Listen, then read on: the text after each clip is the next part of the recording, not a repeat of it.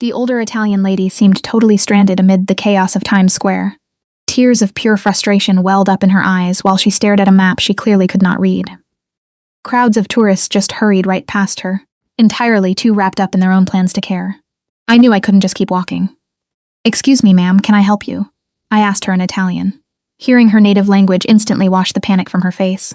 "Oh, thank God, yes, please," she said, gripping my arm as if I were her only hope. "I am completely lost. I don't speak any English, and nobody here understands me." "It's okay, I am right here to help," I reassured her, steering us toward a quieter corner. She handed me a Brooklyn address, definitely located in a wealthy residential area, far from the tourist traps. "My grandson lives over there," she explained in a thick Sicilian accent. "He was supposed to get me, but my flight landed early and my phone doesn't work in America." For the next 20 minutes, I guided her through the subway maze, bought her a Metro card, and explained the routes. She was incredibly sweet, reminding me so much of my own late grandmother. "You are such a kind girl," she told me on the platform. "What is your name?" Elena Rossi," I replied. "What a beautiful Italian name. Are you from Italy too?" "My grandparents came from Naples, so I grew up speaking the language at home," I explained. "But I was born in America." Our train ride flew by. She talked about her Sicilian hometown and her grandson's move to the States, while I shared details about my freelance translation business. By the time we walked up to her grandson's address, a stunning brownstone on a quiet, expensive street, we were fast friends. She knocked on the heavy door. A massive guy in a dark suit opened it. He practically screamed security. "Mrs. Moretti, we were just leaving to get you," he said in Italian, looking shocked. "My plane was early," she replied, "and this sweet girl Elena helped me get here." The guard, who I now definitely realized was a bodyguard, sized me up. "You speak Italian?" he asked. "Yes, I just wanted to make sure she arrived safely," I answered. Suddenly, a deep voice called out from the hallway. "Rocco, who is at the door?" A tall, heavily muscled man in his early 30s stepped into view. He had dark hair, sharp Italian features, and intricate tattoos covering his forearms. His presence demanded immediate attention. The second he saw the older woman, his stern face softened. "Grandma, you arrived early," he said in rapid Italian. "It's not your fault, Dante," she told him. "Look, this lovely girl helped me." Dante locked his intense dark eyes on me. "You helped my grandmother?" he asked in Italian. "She was lost in Times Square. I just showed her the right train," I replied. "She speaks perfect Italian," his grandmother added. "She even walked me to the door." "It was a pleasure to help," I said, taking a step back. The air around this man felt dangerously electric. "Now that she's safe, I should get going." "Wait," Dante said, and I noticed Rocco positioning himself to block my exit.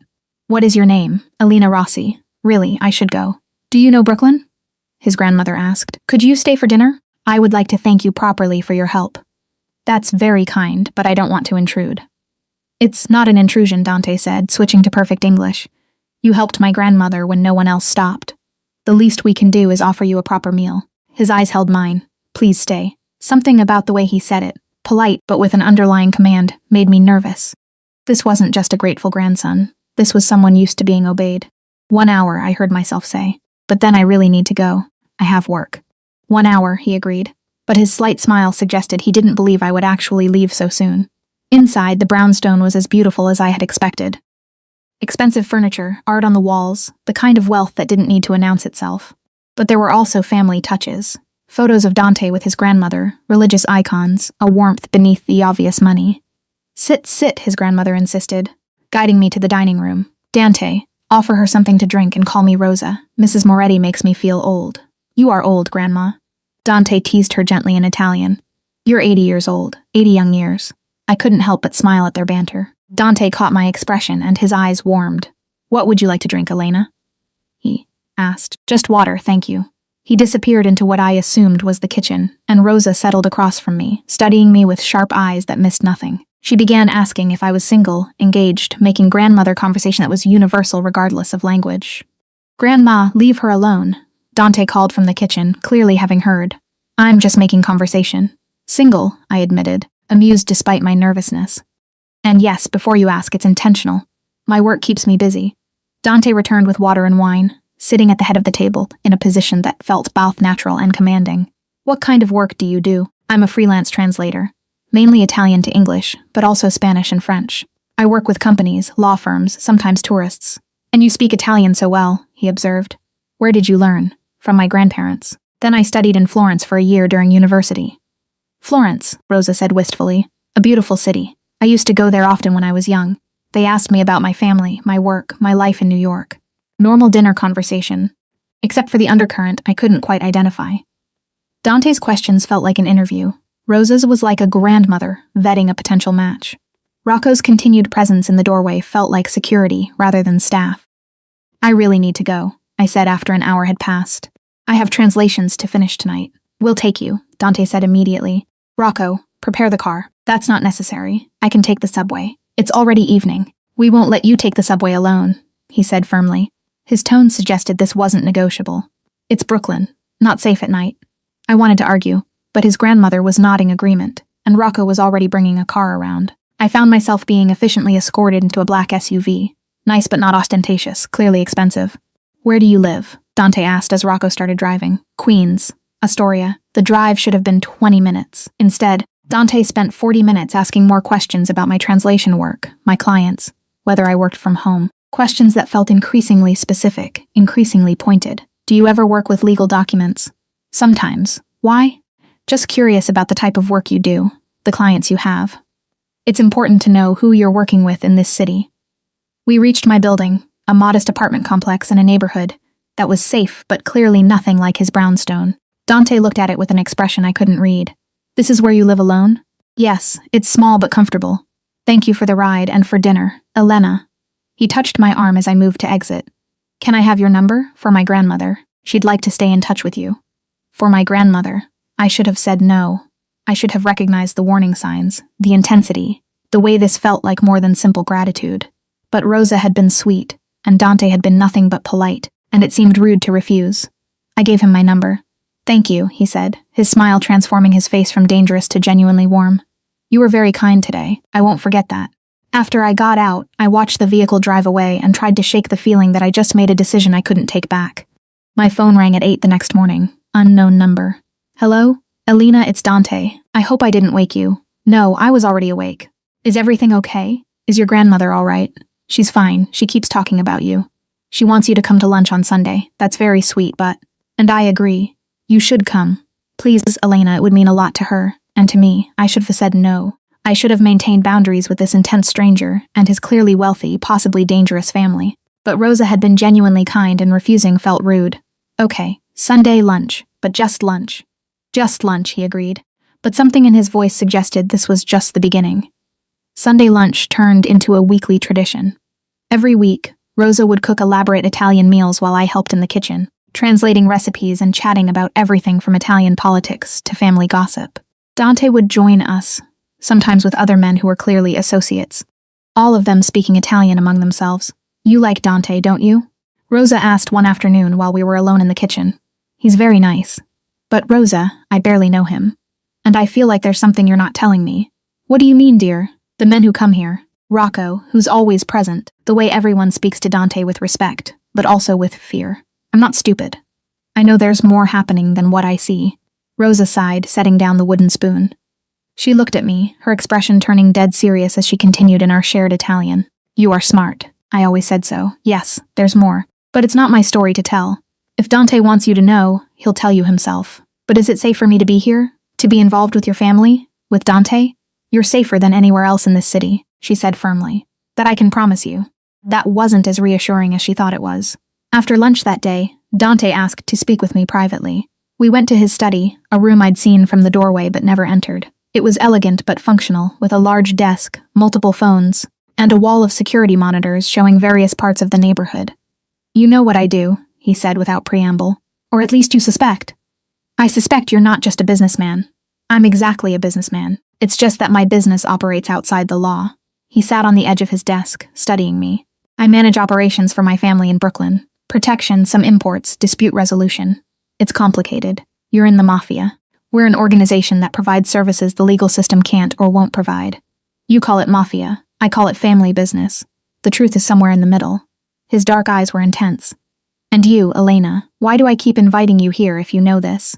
Because I'm useful, I said, trying to sound more confident than I felt.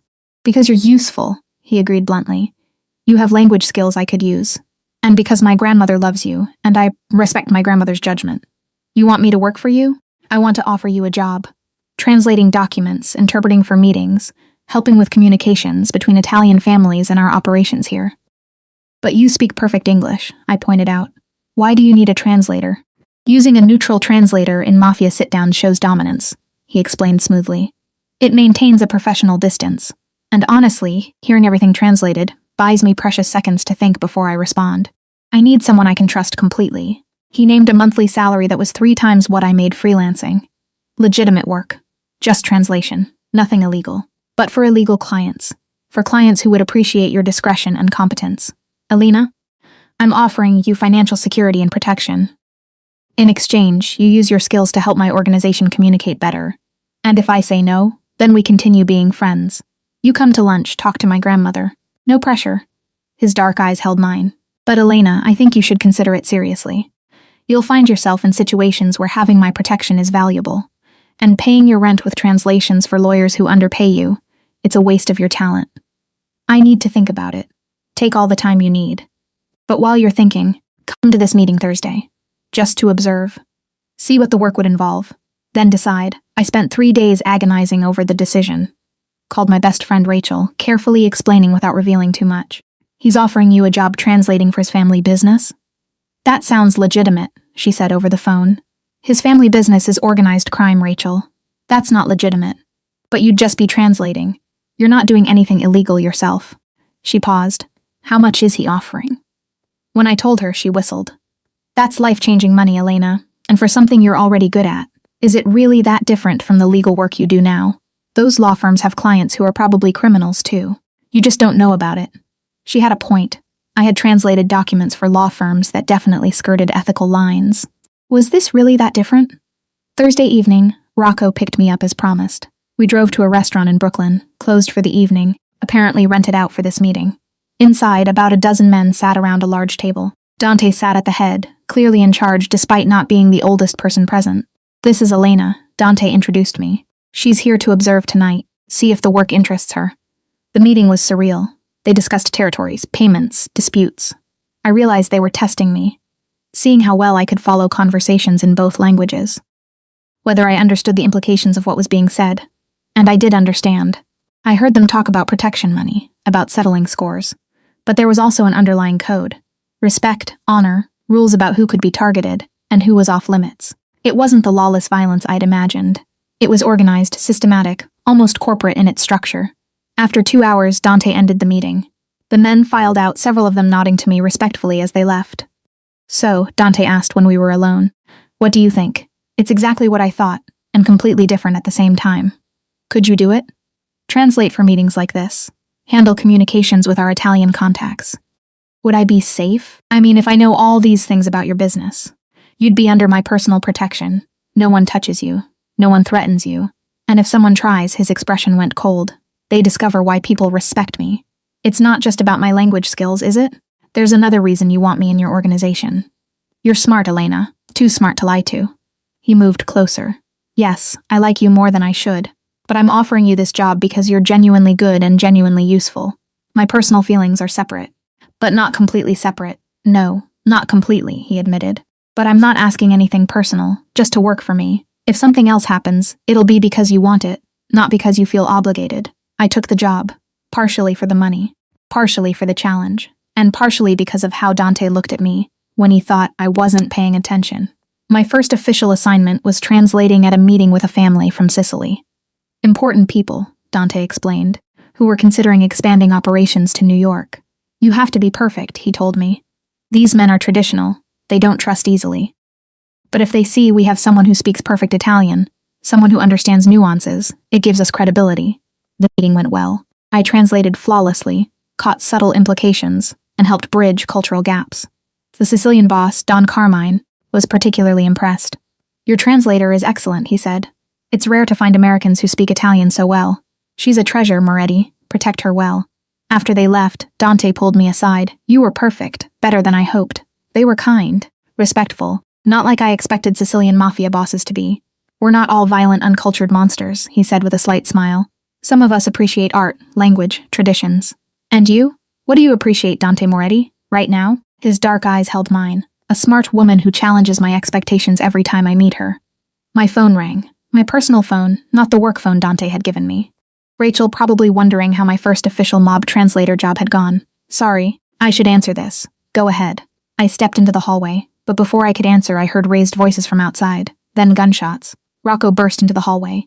Boss, we have a problem. It's the Falcones, 3 cars. Dante was moving immediately, pulling a gun from a desk drawer with practiced ease. How many men? 8, maybe 10. They're blocking the street. Dante looked at me, his expression shifting to something protective and fierce.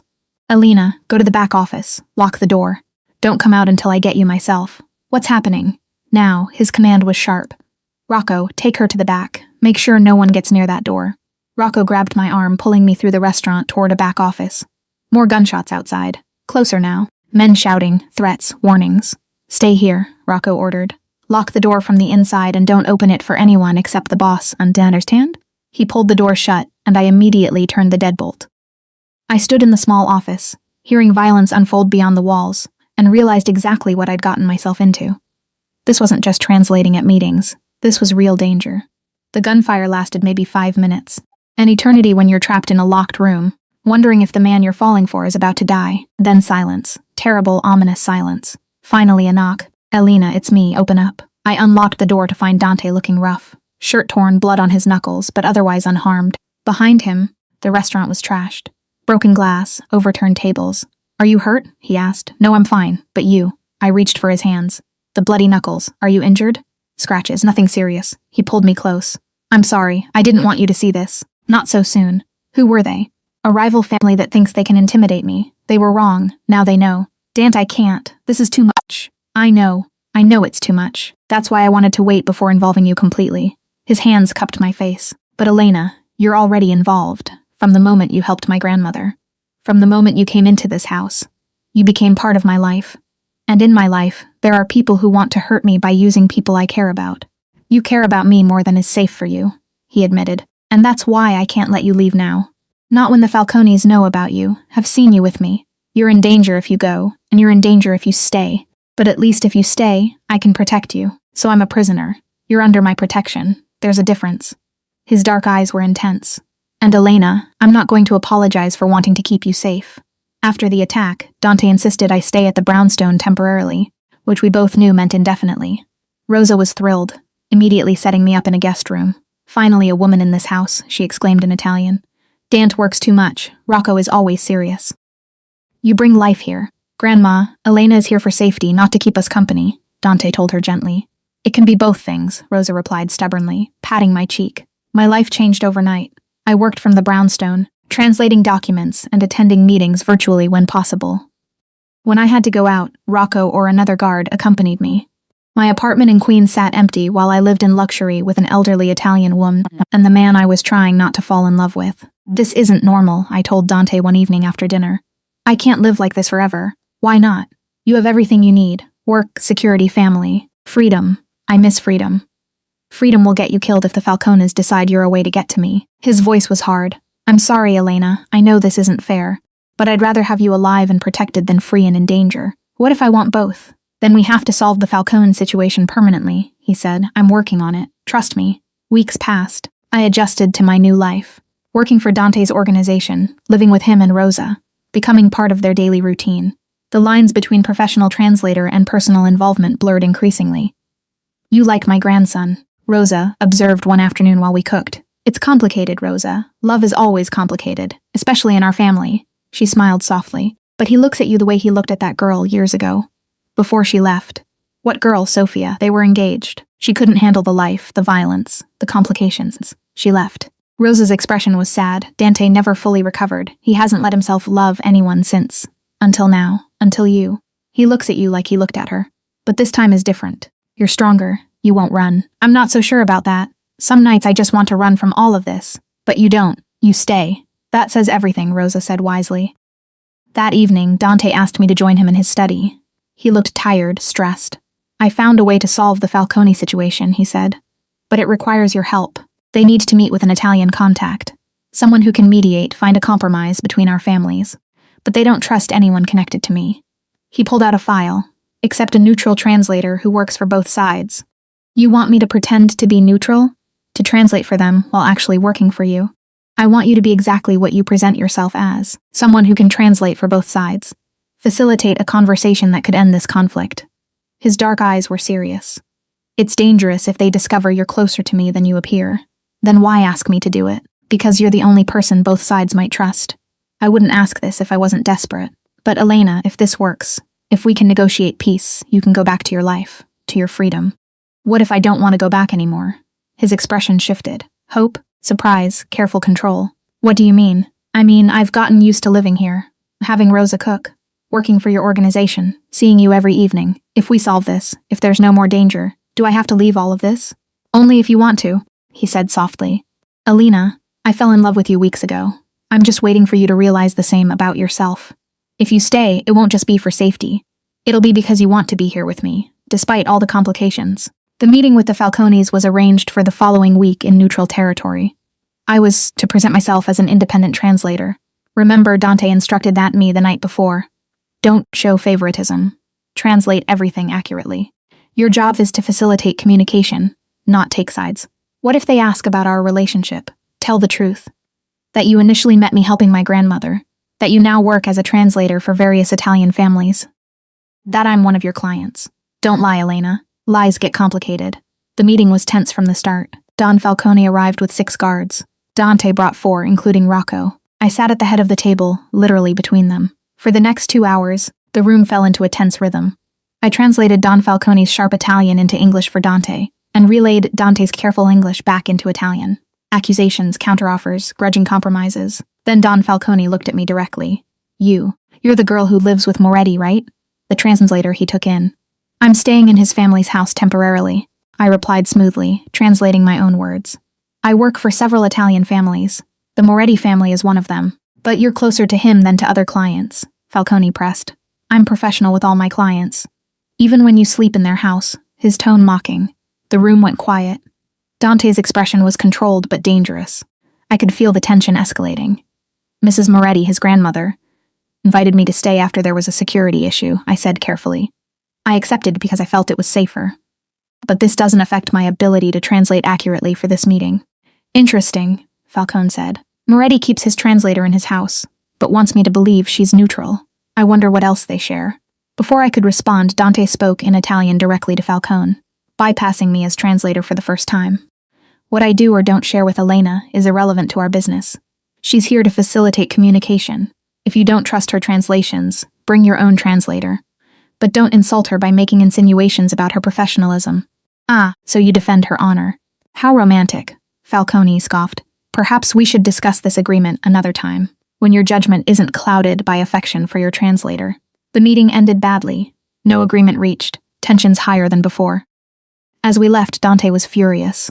I'm sorry, I said in the car. I ruined everything. You didn't ruin anything. Falcone was looking for an excuse to blow up the meeting. He used you as the reason. This means he has something else planned, something he doesn't want to resolve peacefully. What do? We prepare, because whatever he's planning, it's going to happen soon. Dante was right.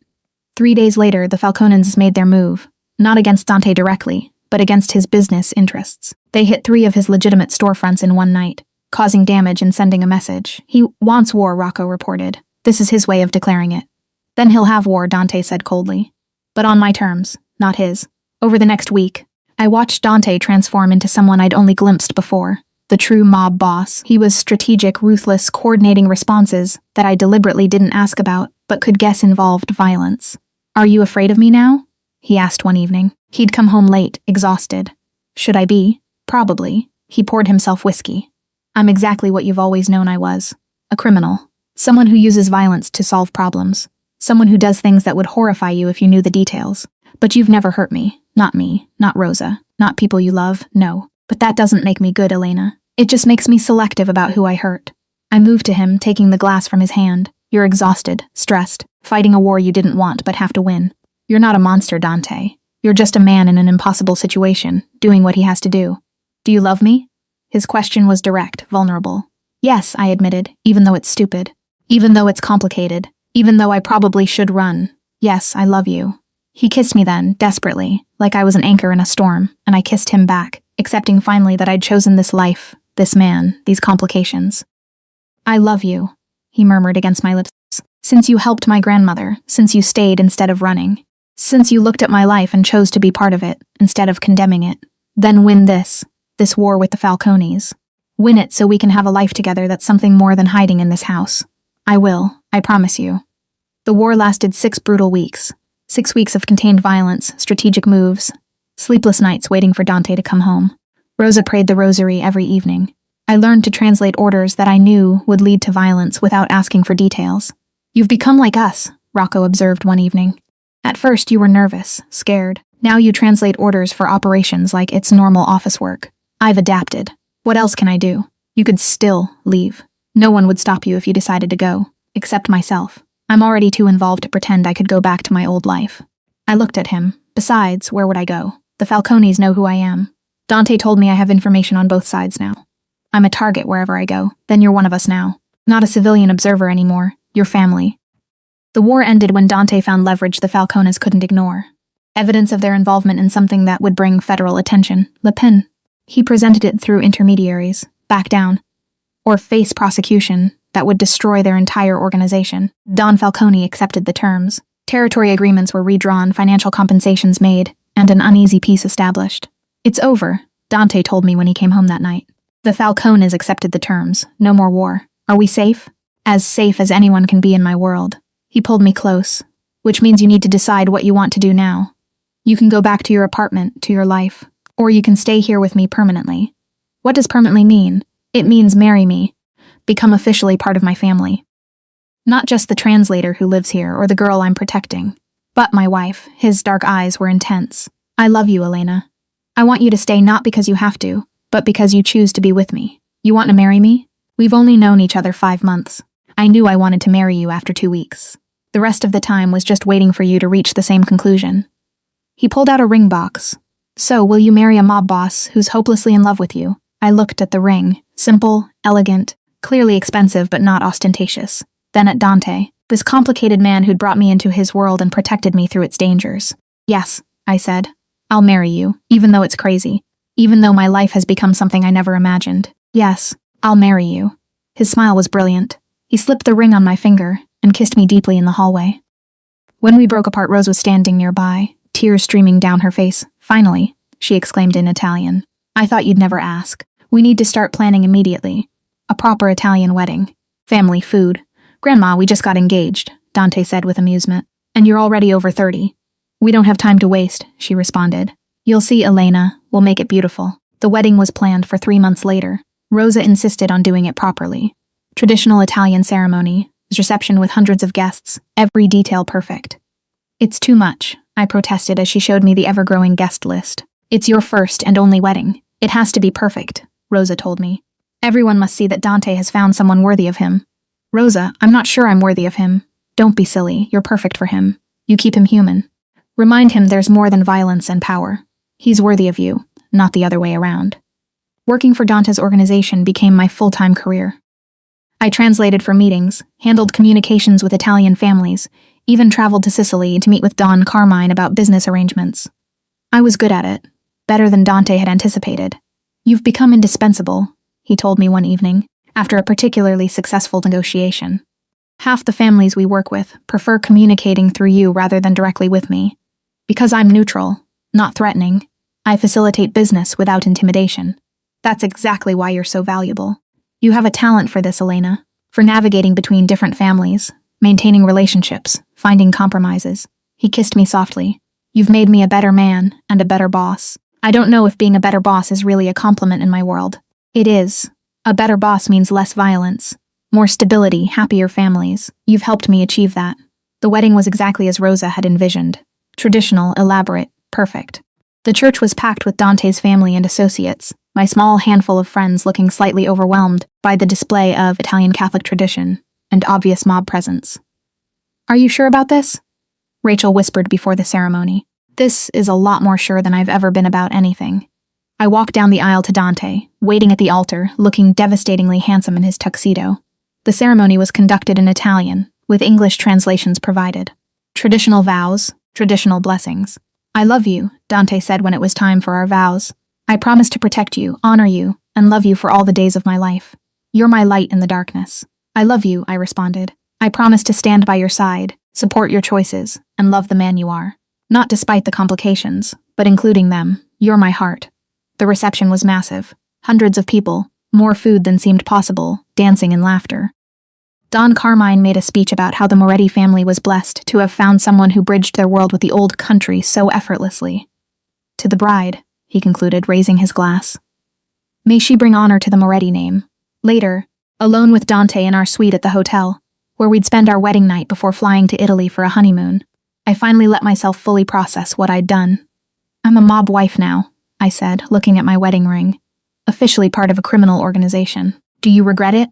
No, but it's surreal. 5 months ago, I was just helping a lost tourist. Now I'm married to a mob boss, work for his organization, and just promised to stand by his side for life. And I promise to love you and protect you for the rest of mine. He pulled me into his arms. I'll never lie to you, Elena. My life is dangerous. There will be moments of fear, danger, difficulty. But we'll go through everything together. Together, I agreed, kissing him. I can't believe all this started, because I spoke Italian with your grandmother.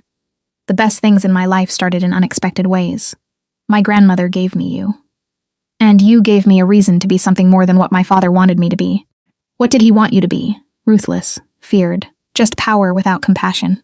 He touched my face gently. You taught me I can be powerful and have a heart, that I can lead my family and love my woman, that I don't have to be a monster just because my job requires difficult decisions. Our honeymoon in Sicily was beautiful. 2 weeks visiting Rosa's hometown, meeting distant relatives, exploring the countryside. Dante was more relaxed than I'd ever seen him, temporarily free from the weight of leadership. We could stay here, I suggested one evening. We were sitting on a terrace overlooking the Mediterranean, wine in hand, perfectly content. Leave the organization. Live a normal life in Italy. Tempting, but irresponsible. I have obligations, people who depend on me. I can't just walk away. He squeezed my hand. But maybe someday, when I'm old and ready to pass leadership to someone else. Maybe then we can retire here, live in peace. I'd like that. 20 years, he promised. When I've done enough for the family that no one can say I abandoned my duties, then we'll come here. You and me, and whatever children we have by then. Children. That was the first time he'd mentioned it. Eventually. Not right away. It's not safe to bring children into my world until I'm ready to protect them completely. But, someday, yes. I want kids with you. I want a family that's more than crime and violence. I want to build something good in the middle of all the bad. Back in New York, life settled into routine. I worked as Dante's translator and liaison to Italian families, managed communications that kept his organization running smoothly. I'd become an essential part of operations, not through violence, but through diplomacy and language skills. A year into our marriage, Rosa's health began declining. She was 82, had been active and vibrant, but age finally caught up. We took care of her at home, Dante refusing to send her to a hospital, insisting she be comfortable in her own house. I'm sorry to leave you, she told me one afternoon. We were alone, Dante handling business downstairs. Don't say that, Rosa. You'll be fine. No, dear, I know when it's time. She squeezed my hand, her voice barely a whisper in her native tongue. But I'm happy. I saw Dante happy. Married to a good girl. I saw him become the man his father never was. This is because of you. It's because of him. He chose to be different. He chose because you showed him he could choose. Before you, he thought he was only what his father wanted. You gave him options, gave him hope. Her eyes were bright with tears. Take care of him, Elena. He's strong, but has a tender heart. Don't let his world harden him too much. I promise, Rosa. She passed away peacefully in her sleep 3 days later. Dante was devastated. She'd raised him, been more parent than his actual father who died when he was young. The funeral was massive, hundreds of people paying respects to a woman who'd been beloved by everyone who knew her. It's my fault, Dante said the night after the funeral. We were alone in our room, the brownstone too quiet without Rosa's presence. The pressure of my life, the war with the Falcones, it was too much for her. She was 82 years old. She lived a full life, saw you happy. This isn't your fault, Dante. But if I'd chosen a different life, if I hadn't been involved in all this. She was proud of you. She told me you became the man your father never was. That I gave her the chance to see you truly happy before she died. I held him close. You didn't fail her. You gave her exactly what she needed. A grandson who loved her, a granddaughter-in-law who treated her like family, and peace knowing you wouldn't be alone. He cried then, something I'd never seen him do. Grieving not just for his grandmother, but for the innocence she'd represented. The connection to a simpler time before violence and power had defined his life. Let's promise something, he said after. When we have children, they won't grow up like I did. They'll have choices. They won't be obligated into the family business just because it's tradition. I promise, whatever children we have, will have the freedom to choose their own path. 2 years after Rosa's death, I discovered I was pregnant. The news sent Dante into a state of protective overdrive that would have been amusing if it wasn't so intense. "You're not working anymore," he announced immediately when I told him. "Not until after the baby is born. Maybe not even then. Dante, I'm pregnant, not fragile. I can still translate documents from home." "Documents, fine. But no more in-person meetings. No more traveling to other families. You stay here where it's safe." His expression was fierce. "Someone could use you to get to me.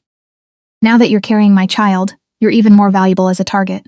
So I'm a prisoner again. You're protected. There's a difference." He pulled me close, one hand moving to my still flat stomach. "I can't lose you. Either of you. I'll do whatever it takes to keep you safe." The pregnancy was smooth, but felt endless with Dante's hovering. He increased security, limited my travel, insisted I work only from home. It was suffocating but also touching, seeing this dangerous man transformed into a worried, expectant father.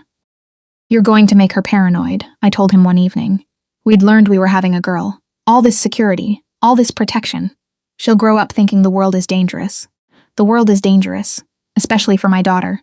He was reviewing security camera feeds on his phone. "I need to make sure nothing can touch her, or you. Nothing will touch us. We have more security than the president. You need to relax. I'll relax when she's born healthy, and both of you are safe." Mia, we named her after Rose's mother, arrived 3 weeks early. She was perfect, healthy, and immediately the most protected baby in New York. Dante hired a security team specifically for her, installed cameras throughout the house, and made it clear to every family in the city that his daughter was completely off limits. "You're being overprotective," I said, watching him check the nursery monitors for the 3rd time that hour. "I'm being appropriate. There are people who would use her to get to me. I won't let that happen." He pulled up the camera feeds on his phone. "I know I'm being paranoid. But Elena, she's everything. You and her, you're my entire world. If anything happened, nothing is going to happen. We have security, we're careful, and everyone knows touching us means war with you. That's significant deterrent." I took his phone away. "Come hold your daughter," instead of watching her on screens. Balancing motherhood with my translation work was challenging but manageable. I worked from home, did virtual consultations when possible, and brought Mia to meetings when necessary, surrounded by security, and making it clear she was off limits to business discussions. "She's adorable," Don Carmine said at one meeting. Mia was sleeping in her carrier beside me. "And you're handling this well. Being a mother in our world isn't easy. Neither is being a mother anywhere. At least here I have resources, security, help. People who understand the complications," I replied. "Just remember, she'll grow up in this world. She'll learn things normal children don't. You and Moretti need to decide early how much of his business she'll eventually know." That conversation happened when Mia was 2. Dante and I sat in his study discussing her future. "I want her to have choices I didn't," Dante said. "I was born into this, expected to take over operations. But Mia, she should be able to choose something legitimate if she wants. She'll still grow up knowing what you do. Knowing her father runs a criminal organization. We can't hide that from her forever, no. But we can give her options, education, opportunities. Ways out if she doesn't want this life." He looked at me. "What about you? Do you want her involved in your operations?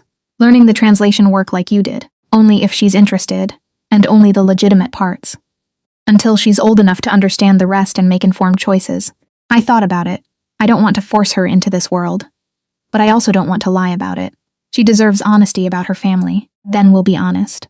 Age appropriately, but honest. She'll know what I do, what you do, what our world is. And then, when she's old enough, she can decide if she wants to be part of it or walk away completely. You'd really let her walk away if she wanted a normal life? I'd do anything to give her a normal life. Even if that means she grows up and wants nothing to do with the family business. His expression was pained. She deserves better than this world. Better than me. If she can have that, I'll support it completely. She has the best father. That's already better than many kids get. The rest we'll figure out together. Mia grew into a bright, curious child who asked too many questions and saw too much, despite our attempts to shelter her. By age 5, she'd figured out her father wasn't a normal businessman. "Why do people look scared when they talk to Daddy?" she asked me one day. "Because Daddy is very important. He makes big decisions that affect a lot of people. Is he a good guy or a bad guy?" That question made me pause. "How did you explain moral complexity to a 5-year-old? He's your daddy who loves you. That's the most important thing. The rest is complicated adult stuff. You'll understand when you're older." Okay, she accepted that easily, going back to her coloring. But I knew the questions would only get harder as she got older. At 10, she asked directly, "Is Daddy in the Mafia?"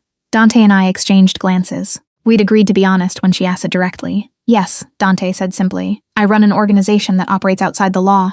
It's not legal, but it's what I do. What my family has always done. Are you a bad person? That's for you to decide. I try to be a good father, a good husband, someone who protects people he cares about. But I've done things that aren't good, things that hurt people. He knelt to her level. I won't lie to you about what I am, Mia. But I also want you to know that I love you more than anything. That will never change, no matter what you learn about my work. She thought about it seriously. Do I have to do what you do when I grow up? No, you can be anything you want, doctor, teacher, artist, anything. This world is your choice, not your obligation. Good. Because I think I want to be a veterinarian. Animals are better than people. She hugged him. But you're still my dad, even if you're a criminal. Even if I'm a criminal, he agreed, holding her close. After she went to bed, he looked shaken. She knows, really knows, and she doesn't hate me, because she loves you. Because you're a good father, despite your profession. That's what matters to her. I took his hand. We're doing this right. Being honest, giving her choices, showing her there's more to life than the family business. She'll be okay. I hope so, because I want better for her than what I had. I want her to have a real choice about her future. She will. We're making sure of it. Mia chose normality. At 18, she went to college for veterinary medicine, moved into a dorm with regular students, and built a life completely separate from Dante's world. She loved us, visited regularly, but made it clear she wanted no part of the family business. I'm proud of her, Dante said, watching her drive away after a weekend visit. She saw what we are and chose something better. That takes courage. Are you disappointed that she's not taking over your operations? Relieved. I never wanted this life for her. Wanted her to have choices I didn't. He pulled me close. She's happy, safe, building a legitimate career. That's worth more than having an heir to the business. What happens to your organization when you retire? I've been training Rocco. He'll take over operations, keep things running. The family name will persist without requiring our daughter to sacrifice her future for it. He kissed my forehead. I'm getting too old for this anyway. Maybe it's time to step back. Focus on being a grandfather someday. Grandfather? You think Mia is going to have kids? Eventually. And when she does, I want to be the normal grandfather who spoils them. Not the criminal grandfather they have to hide from friends. His expression was thoughtful. I've been thinking about this more. About legacy. What do I want to leave behind? A criminal empire? Or a family that's happy and safe? You can have both. You've already built a family that's happy and safe despite the empire. Maybe. But I'm tired, Elena. Tired of the violence, the constant vigilance, the moral compromises. I've been doing this for nearly 25 years. Maybe it's time to let Rocco handle operations, while I transition to legitimate businesses only. I'd never heard him talk like this. Contemplating retirement. Wanting normality. What would you do if you step back from the organization? Focus on our legitimate holdings. The real estate, the restaurants, the legal import businesses. We have enough legitimate money that we don't need the criminal operations anymore. They're just habit and obligation at this point. He looked at me. What about you? Would you walk away from the translation work? I've been thinking about that too. I'm 45 now. Mia is grown. We're financially secure. Maybe it's time to just be a legitimate consultant, instead of one who works for crime families. We could do it together. Transition out. Become the boring, legitimate couple who used to be interesting criminals. He smiled. Think you could handle boring? I think boring sounds perfect after 20 years of complicated. The transition took 3 years of careful planning. Dante handed operations to Rocco piece by piece, ensuring smooth succession. I referred my crime family clients to other translators, slowly extracting myself from illegal operations. By the time we were done, we were just wealthy business owners with a questionable past. This is weird, I said one evening. We were having dinner at home, just the two of us. No business discussions, no security meetings. Being normal, having a quiet evening without worrying about territories or rivals or federal investigations. Boring like we planned, Dante poured wine. Any regrets? Not one.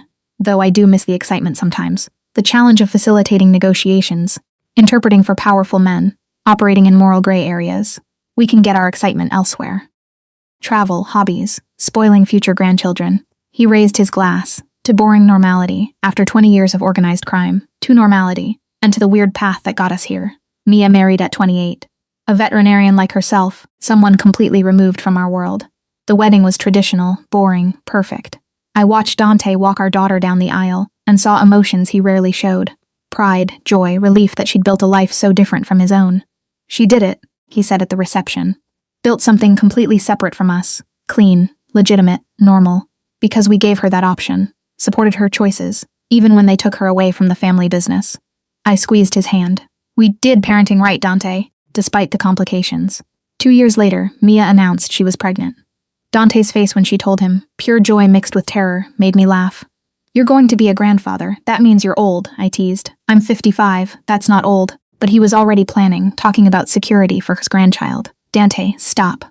Mia chose a normal life. That includes normal grandparent relationships. No security teams for a suburban baby. But what if my enemies? Your enemies are Rocco's problem now. You're retired.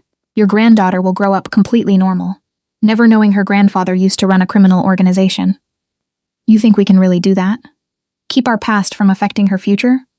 I think we've been doing it successfully with Mia for years. We can do it again with her. Lily, named after Dante's mother, was born on a spring morning. She was perfect, healthy, and completely oblivious to her family's complicated history. Watching Dante hold his granddaughter, tears in his eyes, I saw the man I'd fallen in love with over 30 years ago. Not the mob boss, but the person underneath. Someone capable of profound love despite his dark past. She's beautiful, he breathed, perfect. She'll grow up knowing her nano is just a successful businessman. That's good enough. Better than good enough. That's the greatest gift we could give her. Ignorance of what we really were. 5 years later, we were fully entrenched in normal grandparent life. Lily visited regularly, completely unaware that her nano used to run organized crime. She thought he was boring, owned restaurants and buildings, talked about investments. Nano's stories are funny, Lily told me one day. She was 5. Bright, curious. He talks about people with weird names like Rocco, and people from the old neighborhood. Those are Nano's old friends from before you were born. Did they do exciting things? Very exciting things, but that was a long time ago. Now we're just regular grandparents who spoil you too much. I like being spoiled. She hugged me. You're my favorite, Nana. I'm your only Nana. That's why I'm your favorite. Mia pulled me aside during one visit. Thank you for giving her this. Normal grandparents. No complications. Just love and stability. I was worried Dad wouldn't be able to separate his past from her present. He worked hard to leave that life behind. For you, and now for Lily. She'll never have to know what he was, unless she Googles him someday. The internet doesn't forget. Then we'll explain it honestly, like we did with you. But for now, she can just have a nano who makes her laugh, and a nana who teaches her about languages. At 60, Dante was fully retired. We traveled, consulted on legitimate business ventures, lived quietly in the brownstone that had once been the center of criminal operations. Rocco ran the organization Dante had built, occasionally checking in but mostly operating independently. Do you miss it? I asked one evening. The power, the excitement, the danger, sometimes. But then I look at what I have now, you, a daughter who's happy, a granddaughter who thinks I'm boring, and I realize this is better. Peace is better than power. He pulled me close. I spent 25 years fighting for control. Now I'm just enjoying what I have. That's enough. Think we'll get more grandchildren? Lily needs... I said one evening, watching Dante play with Lily in the garden. Mia says they're trying, maybe by next year. He smiled. More normal grandchildren who will grow up thinking their nano was always legitimate. The ultimate con. Convincing our grandchildren we were never criminals. The best con I've ever run, and the most important. One evening, when Lily was staying over, now 8 and full of questions, she asked about the photos on our walls. Old pictures from when we were younger, including some from family gatherings, that included people clearly not from normal life. Who are all these people, Nana? She asked, pointing at various faces. Old friends from before you were born. Dante pointed to various faces. That's Rocco. He runs some of my old businesses now. That's your Nana when she was young, before she met me. Why do they all look so serious? Like they're at a business meeting. Because we were always working back then. Didn't know how to relax and have fun like we do now. That sounds boring. I'm glad you know how to have fun now. She hugged him. You're much better as a fun nano than a serious businessman nano. After she went to bed, Dante held me on the couch. She'll figure it out eventually. When she's older, starts asking real questions. Maybe Googles my name and finds things. Then we'll explain honestly that you were involved in organized crime, that I helped with operations, that we walked away and built something legitimate. She'll understand or she won't. But Dante, we can't hide forever. Our past exists. I know. I just want her to know us as we are now, not what we were. The grandparents who love her, who are boring and normal and safe. His voice was soft. Is that too much to ask? It's not. And for now, that's who we are to her. The rest can wait until she's old enough to understand complexity. At 70, Dante had outlived most of his contemporaries from the criminal world. Rocco had retired and handed operations to a new generation. The families we'd worked with had evolved, adapted, changed. Our names were legends from a different era, respected but no longer relevant. We're dinosaurs, Dante said, reading an article about modern organized crime. Everything's different now. Cybercrime, cryptocurrency. Nothing like how we operated. We're retired dinosaurs, that's allowed. I was working on a painting, something I'd returned to in retirement, creating art instead of just facilitating business. Our world was different, but it was ours, and we survived it. That's enough. Do you regret any of it? The choices we made, the things we did. I regret that I can't be completely honest about my past, that I have to hide parts of who I was from Lily and any future grandchildren. But the actual choices? No. I fell in love with you knowing what you were. I chose this life fully informed. I can't regret that. Even knowing the danger, the illegality, the moral compromises, even knowing all of that. Because Dante, those choices gave me 25 years with you, a daughter, a granddaughter, a life full of purpose and meaning. I'd make the same choices again. Lily graduated college at 22, pursuing veterinary medicine like her mother. At her graduation party, she pulled us aside, her expression serious. I need to tell you something, she said. I've been researching our family history for a project about Nana's past, about both of you. My stomach dropped. What kind of things? Articles about organized crime in Brooklyn, the Moretti family operations from the 90s and early 2000s. Your name is in some of them, Nano, and Nana, yours too, as consultant to multiple crime families. She looked between us. Were you really part of the mafia? Dante and I exchanged glances. We'd known this conversation would come eventually. Yes, Dante said simply. I ran organized crime operations for 25 years. Your Nana helped with translation and communication for Italian families. We retired before you were born, transitioned to legitimate businesses. But that past exists. We can't erase it. Lily processed this, her expression cycling through shock, curiosity, and something like understanding. Mom knew. She grew up knowing. Yes. We were honest with her when she was old enough to understand. Gave her choices about her own involvement, which she wisely declined. He moved closer to Lily. I know this is a lot, learning your grandparents were criminals. But Lily, we never brought that world near you. You grew up safely normally, completely separate from what we were.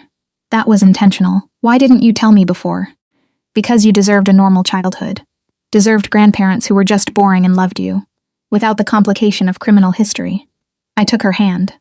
We were going to tell you eventually. Just wanted to wait until you were old enough to understand the complexity. She was quiet for a long moment. Then, did you hurt people? Yes, Dante said honestly. I did things I'm not proud of. Hurt people who probably deserved it, but maybe didn't. Made choices that benefited me at others' expense. I was a criminal, Lily. A successful one, but a criminal nonetheless. And you, Nana? Did you help him do illegal things? Yes, I translated for negotiations, facilitated communications between crime families, helped build relationships that made illegal operations run smoothly. I knew exactly what I was doing, and chose to do it anyway. She processed this, studying us both. Then, surprisingly, she hugged Dante. You're still my Nano. And you're still the boring grandparents who spoil me and tell bad jokes. This doesn't change that. It's just information, complicated information I need to think about. Take all the time you need. And Lily, if this changes how you see us, if you need distance, we understand. Dante's voice was rough with emotion. We love you. That doesn't change. But we'd understand if your feelings for us change after learning this. They don't. They won't. She pulled me into the hug too. Your family. You always protected Mom, kept her safe, gave her choices. You've been amazing grandparents to me, so you used to be criminals. That's just part of who you were, not all of who you are. Relief flooded through me. Thank you for understanding, for not judging us too harshly. I'm studying to be a vet. I learned early that things aren't simple. Animals aren't just good or bad. People aren't either. You are complicated people in complicated situations, she smiled. Besides, you retired, built legitimate lives. That counts for something. Over the following months, Lily would ask questions occasionally. About specific incidents, about how we'd justified our choices, about the people we'd known. We answered honestly, never romanticizing, but also not apologizing for who we'd been. I'm writing a paper on moral complexity, she told us one evening. She was in graduate school now, studying veterinary ethics, using your story as a case study, with your permission, how good people can make bad choices in complicated circumstances. We're your case study. Dante looked amused. That's certainly one way to process having criminal grandparents. You're perfect for it. You were criminals who had ethics, who drew lines, who eventually walked away. That's more interesting than simple good or evil. She pulled out her notes. Can I interview you both? Get your perspectives on the choices you made. We spent hours answering her questions about how Dante had inherited his position, felt obligated to continue what his family built. About how I'd fallen in love despite the danger, found purpose in illegal work. About the lines we'd drawn, no hurting civilians, no involving children, no unnecessary violence. You created your own moral code within an immoral framework, Lily observed. That's fascinating from an ethics perspective. You weren't good people doing bad things, or bad people pretending to be good. You were complex people making complicated choices in a system that didn't allow for simple morality. That's a very academic way of saying we were criminals with standards, I said. But it's accurate, isn't it? You operated outside the law, but maintained internal ethics. That's worth examining. Her paper earned high marks. Her professor wanted to meet us, the former criminals who'd inspired an ethical analysis. We declined politely. Some parts of our past were better left as academic abstracts rather than personal interviews. At 75, Dante's health started declining. Nothing dramatic, just the slow accumulation of age. Arthritis, heart issues. The price of decades of stress and danger. He retired completely from even our legitimate businesses, spending his days reading, gardening, spoiling great-grandchildren when they visited. "I'm getting old," he said one evening. We were sitting on the back patio watching the sunset. "Can't pretend otherwise anymore. You're a distinguished silver fox, aging gracefully." I took his hand, still strong despite the arthritis, still bearing the scars of his past. "We're both getting old. That's what happens when you survive past 70. Do you think we lived good lives? Despite the choices we made, the things we did, I think we lived full lives. Complicated, morally ambiguous, sometimes dangerous, but full. We loved each other, raised a good daughter, protected our family, eventually walked away and built something legitimate." I squeezed his hand. "That's more than many people accomplish, legal or not. I love you. Have loved you since that day you helped my grandmother in Times Square. You looked at her with such kindness, at me without fear, even when you should have been afraid. You've been the best part of my life, Elena, the thing I'm most proud of. Not your criminal empire, not the power you wielded. That was survival. You were a choice. You were the decision I made for myself, not for family obligation or business necessity. Loving you, building a life with you, that was the only thing I did that was purely mine." Mia and Lily came to visit more frequently as Dante's health declined.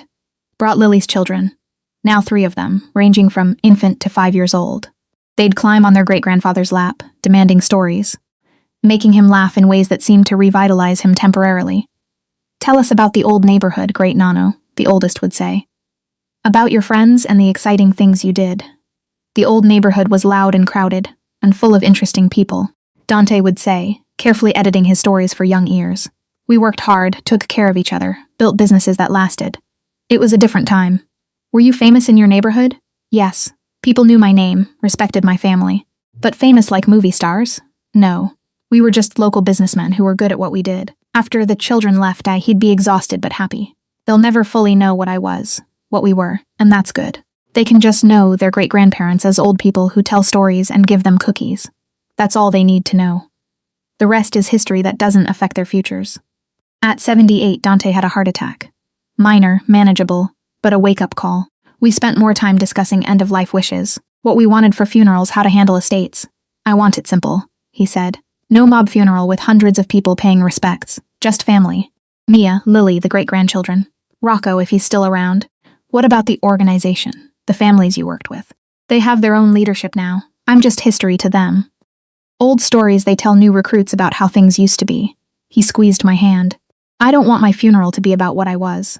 I want it to be about who I became, your husband, Mia's father. A grandfather who tried to give his family better than what he had. We made it to our 50th wedding anniversary, a milestone we'd never imagined during those chaotic early years. The family threw a party, just immediate relatives, nothing elaborate, but it was perfect. 50 years with the same person," Lily said in her toast. "That's remarkable in any context. But 50 years starting from a chance encounter helping a lost grandmother. That's fate. That's love.